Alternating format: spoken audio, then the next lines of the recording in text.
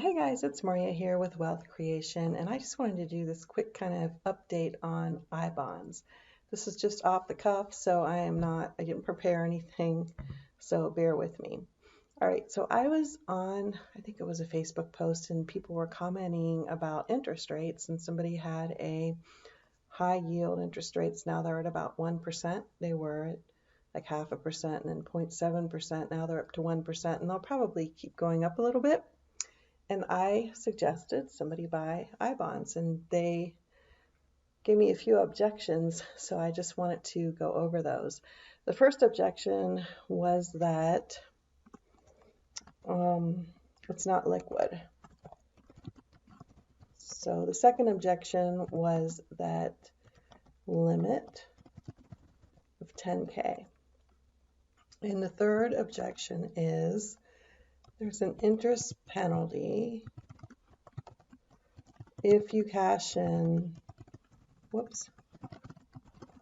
before 5 years. So let's talk about all three of those, okay?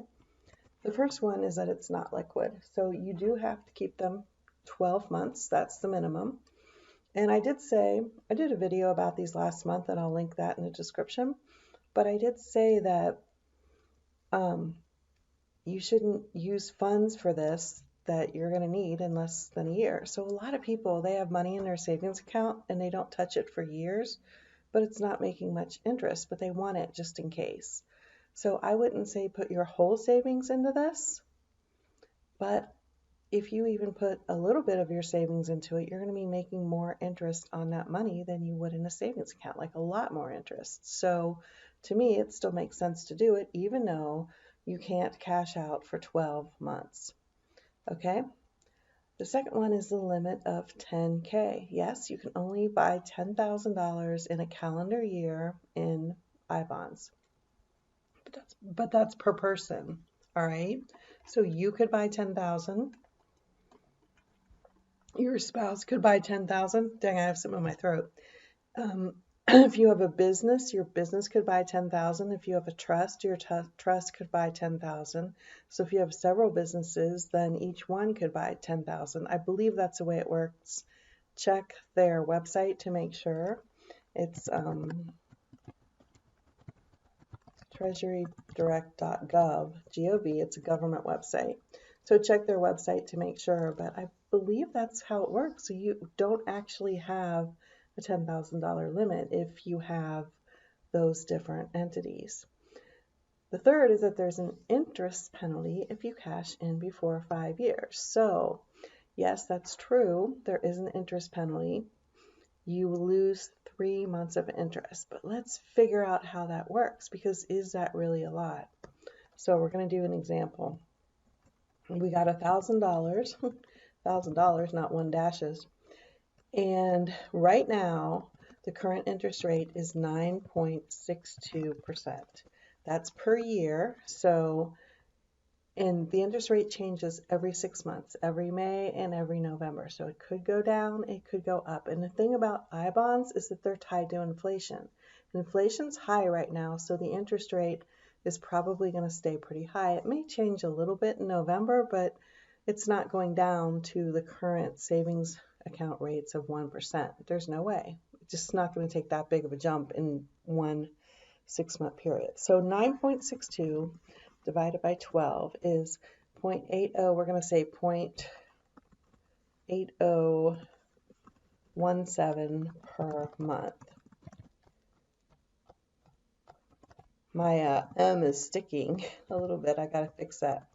So here's what would happen. So you say 1,000 times 0.8017%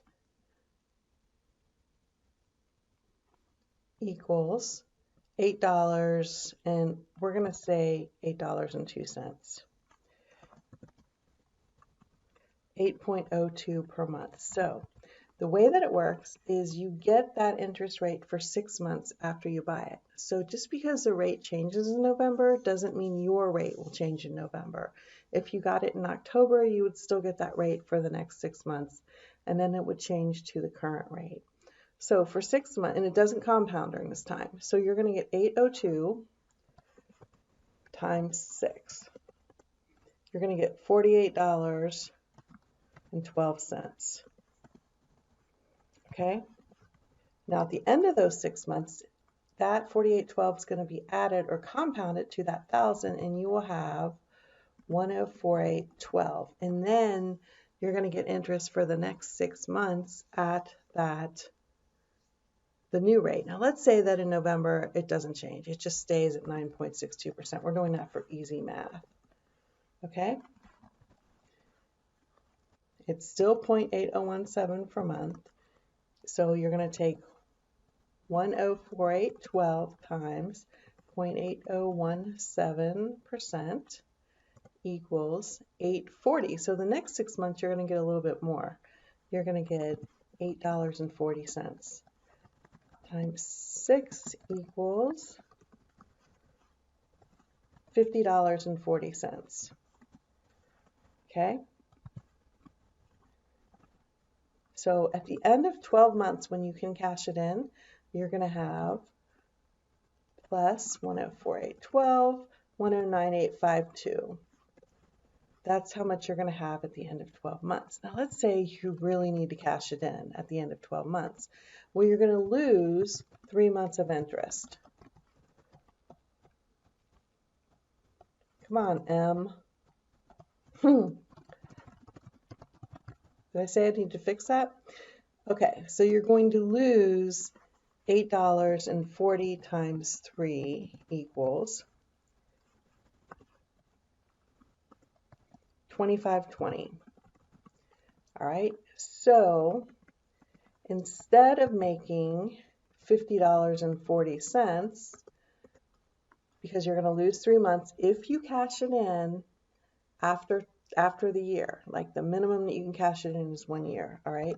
So 50.40 minus, what did I say it was? 25.20 equals 25.20. So you're going to lose half of your interest. So in that event, you would have 1048.12 plus 25.20 equals, 1073.32. Okay, so you would have made, cashing it in after 12 months, $73.32 on your original 1,000 instead of $98.52. And the longer you keep it, up to the 5 years, the less that 3 months is going to matter. Because if you've had it like 3 years and you only lose $25, but you've had like 3 years of compounding and everything, it's not going to be as big of a deal. But even with this, the way that it is, what would you make on your savings account at 1%? Well, if you take $1,000 times 1%, that's $10 for the year. And even if you compound it twice a year, like semi-annually, like this is, then you would probably make like $11 or $12. It wouldn't be much more. So even with cashing it in after 1 year, if you had to, and the purpose of bonds is not to cash them in, it's to hold them for the long term, you would still come out $63.32 ahead, because you made $73.32 minus the 10 you would have got at the bank is $63.32. So you're still way ahead. So I don't understand why people would say, oh, you lose interest. Yeah, you lose a little interest, but you still make way more than the bank's going to pay. So I still think it's a good deal. And the other thing about I-bonds is you only need $25 to buy one. Now, I did the example on a $1,000 bond because it's easy math. But even if you bought a $25 bond, you'd still make more than you would make at the bank. And the other thing that I told people in the other video, and I'm just going to repeat it here, is if you have $1,000 to buy bonds with, buy 10 $100 bonds instead of a $1,000 bond, because that way, if you need the money after a year, you can cash in 1 or 2 of them instead of the whole $1,000, and you can keep the rest.